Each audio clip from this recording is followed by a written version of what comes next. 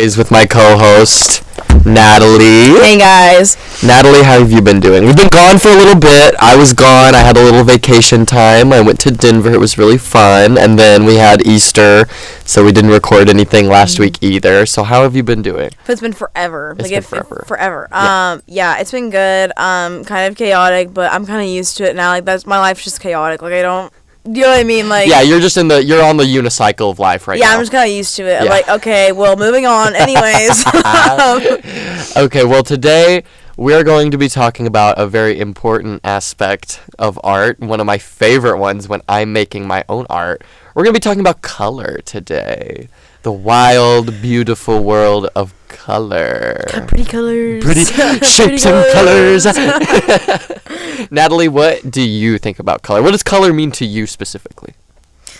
Like, what do you mean? Like, in what context? Like, when I say it, what does it mean to you? Like, how does it make you feel? Like, do you interpret things through colors? Is there a specific one that stands out to you? Mine is very just like the monkey part of my brain is just like, oh, pretty, like dopamine. Do you know what I mean? Like, I don't really, like, I mean, yes, like colors relating to art can have, obvious meanings, especially, or in just like regular day life, like green means go, red means stop at a light, like, right. Yes, it can be symbolic, but when I think of color, I just like color just because, I don't know, dopamine just, just hits. It hits my dopamine receptors. I'm like, oh, so pretty. Yeah. So that's literally, it's like, it's just very simple, to be honest. And even with your hair being purple, yes. Very giving Raven from Teen Titans, was that inspired by anything? Does purple stand out to you in any way?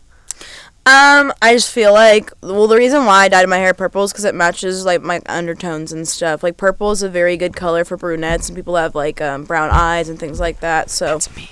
Yeah, they recommend that people with brown eyes have, like, purple eyeshadow, like, other tones, so I feel like it just fits me better than the previous colors I'd had, so. That's also a really interesting part, is that, like, colors can interact differently with each other. Mm-hmm. Kind of like when we're talking about color theory and how color works together and like affects emotions and perceptions. And how you can have like opposite colors, you can have tertiary colors, you can have like opposing colors. I know that's the same as opposite, but you get the vibe. Like with your purples and oranges, aren't those like opposites, right? Sorry, I'm blanking out. I should know this. I'm an art major. Yeah, art major. So you have yellow and purple, then you have red and green, and then you have orange and blue that are like opposites. Okay, perfect. And then we have like our primary colors are red, blue, yellow, which I exist in a very yellow world. Even though I don't wear yellow a lot, I love that color. I love that it's out in nature right now. All the flowers are yellow. Like it's really inspiring to me right now. I think my energy color is yellow. Like your aura. Yeah, my aura color, which we're going to get to. We're going to get into the aura colors first of all. But we're just kind of going over basic stuff. Then like, our secondary colors, mixes of like primary colors when we get our greens and we get, our purples and stuff like that. Or that might be a tertiary color, I don't know. But whatever. Anyway,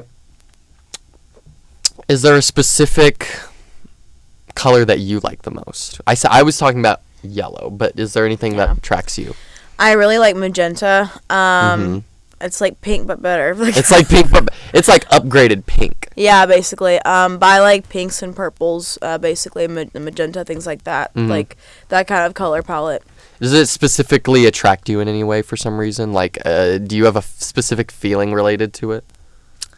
Well, I guess if you really look deeply into it, growing up, like magenta, it was in like when I was younger and I had like Barbies and other things, like magenta was like a really big like color for that. Like I remember the first lipstick I got was magenta colored. Oh really? Yeah, like when I was young, like the first, so I guess like when you think about it, like subconsciously it does remind me of my childhood. But pretty color, bro. That's actually so crazy because yellow was my favorite color as a child. Like, as in kindergarten, I remember specifically it being my favorite color and being like, I love yellow, and like using the little yellow crayon the whole time.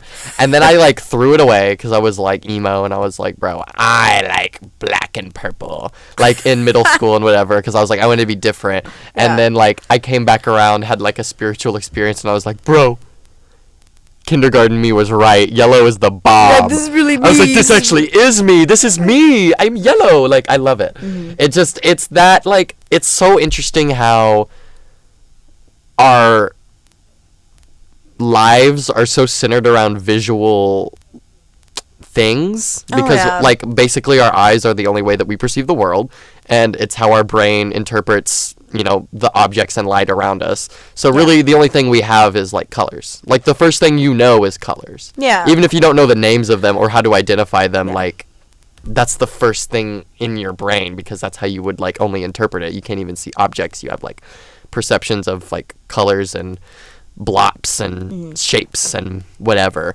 And I think that kind of makes you kind of into a person you're going to be subconsciously, I think. Yeah. I think there's kind of a link there. And going into that more spiritual side of it, we have auras and aura colors, which I thought was very interesting to bring up here with Miss Natalie, because Miss Natalie is... Yeah, I'm kind of like spiritual, hippie. Witchy, and I love all of that. And if you don't know, auras are thought to be an unseen field of energy surrounding a person's physical body. They're affected by our mood and emotional state, and sometimes the states of others. And different colors can be associated with different qualities and emotions. Yes. So if we're gonna do a little quick breakdown here. So red is seen as energetic and fiery, which duh. Orange is creative, action-oriented, and positive. Yellow is sunny, charismatic, and confident. Green is loving, compassionate, nurturing. Pink is kind, caring, and loving, which there's a lot of, like, similarities here. Repeating patterns. We can kind of see. Blue, powerful, insightful, flowing. Purple, intuitive, and empathetic.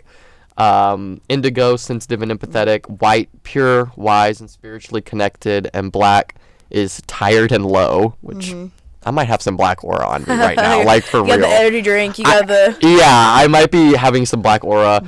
And then rainbow auras might be busy, energized, and confident. Have you ever had an aura reading? Yes. Or like aura photography or whatever? So I've always wanted to do the photography aspect of it, but I've had people say that, like, okay, so I had this friend in high school, right?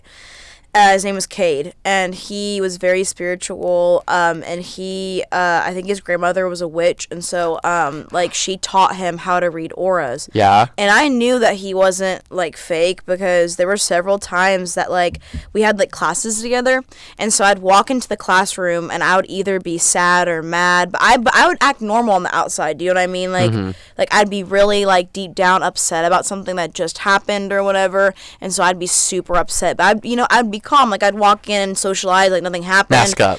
And I remember he would look at me across the room, and then he'd be like, "Why are you angry?" And I'm like, "What do you mean?" And he's like, "I can see your aura, like you're angry, like there's something in there, like you're angry." And I was like, "What?" Like, you know, because I had never said anything to him about that, like, you know what I mean? And it was not, like, you couldn't read it on my face, you know what I mean? Like, I was acting like nothing had happened, like everything was fine. Like, that happened several times throughout high school, and they're very oddly specific, do you know what I mean?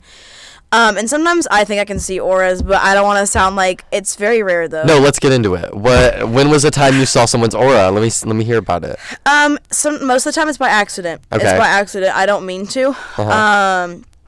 It's kind of like...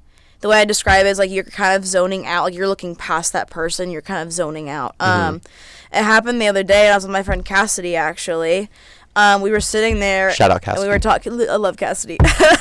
But... We were sitting there, like, talking and stuff, and I looked at her, and I could see this, like, glow, like, on her arm, like, you know, and I had her move her arm to make sure it wasn't the shadow or it wasn't something reflective, and she kept moving her, like, arms, and, like, I could see it, do you know what I mean? Yeah. And so it was kind of wild, because usually, like, whenever I would see them before, I would have to focus really hard. You have to kind of, like, look past the person, if that makes sense. What colors did you see, if any? I saw hers was like green and turquoisey, like kind of is what like the vibe that I got. Okay. But one thing that's been kind of difficult, because I've known about auras for a long time. I'm playing footsies under the table by accident. Every time I've tried researching auras, colors, and what they mean, every website says something different. Yeah. Like, I've heard that blue is like friendly and stuff, so I really don't know. Yeah. Like, I don't know what's accurate. I don't know how to research that because every single website you look at, it's something different. I feel like it's very interpretive. That's why I had this list pulled up. I kind of did research over multiple different websites, and they all were kind of saying the general same thing. So I found one that was a .org because that's reputable. And I hippie.org. Yeah, I said hippie.org. Yep, I'm gonna put that in there. So these ones that I described are pretty. From the ones I saw, are pretty like an aggregate of all different ones. But yeah, there are a lot of different interpretations of individual colors. And again, another link to like this kind of supernatural other level beyond the physical realm of just color. And I think that's so interesting because we as people have three things. We as people have three things. We have feet. Okay. We have a head, and we have eyes. Okay. The most important parts. Because evolutionarily, we had to be bipedal, so we... Where's this going? I'm getting to it. Okay, I'm getting to it, girl. I'm getting to it. I'm expanding. Let him cook. Let me cook here, guys. So, upright walking, we have to have our feet. And because of that, our spines are upright, so our head can be supported, so we can have a big brain that can interpret a lot of information. And our eyes face forward because we have to see everything around us because we are hunters. And also we were prey. So seeing so much around you and having that like super perspective, even though we can't see all the colors that exist because there are dimensions above us and dimensions below us, like ultraviolet light or Yeah, there are colors we can't see. Exactly. I have the cones for it. Right. But humans do have kind of the most like basal, like we see very much the most that we can. Yeah. And I think that is so evolutionarily advantageous to us so that we can both hunt and avoid prey and also find patterns because the human brain loves a pattern. And so it's just really circling that all back around to like art, and art being kind of the basal interaction that we have directly from our brain onto a medium. Yeah. It's like it's projecting our little brain activity onto something physical. Honestly, I get what you're saying. Yeah. It makes sense because a lot of people like art, specifically painting, I've noticed. I mean, and a lot of people love painting as a hobby. Therapeutic, it's calming, it's therapeutic, and so that makes sense. Like, it's therapeutic because of that, right. And it's all linked to the colors. You don't paint with black and white, you paint with your colors. I mean, you can. You can. Yeah. We're getting into specifics here, bro. But just to quickly touch on some cultural things, what's very interesting is that different cultures can have different interpretations of colors. Like a big one, red. In Western cultures, red evokes excitement, danger, urgency, love, stop signs, red hearts, Valentine's Day, all that stuff. Anger, all of that. Anger, yes. And also in India, red can symbolize purity. And in Latin American cultures, red can have religious connotations. And in China, it can symbolize luck and happiness. So it's kind of interesting how there's crossovers, but there's also deviations between cultures and colors. And it's not just like a monolithic thing. And our interpretations change so much and everything like that. And then another one I wanted to bring up was blue, because it's the opposite of red. Whatever. And in Western cultures, blue denotes safety and trust. The cops are usually in blue. Masculinity, boys like blue, girls like pink. It's kind of all with that stuff. Yeah. And in Eastern cultures, blue is tied more to immortality and spiritualism. I think America has more of a natural root for blue, and then Eastern cultures kind of more have like a spiritual relation to it. I think sometimes we also associate white with that sometimes. I think blue is I really like the color blue for like especially interior design specifically, just because it does like usually you see like blue and it's like modern it's like kind of like tech, you know what I mean? Yeah, like Walmart. If you Sorry. I like the Walmart. The Walmart.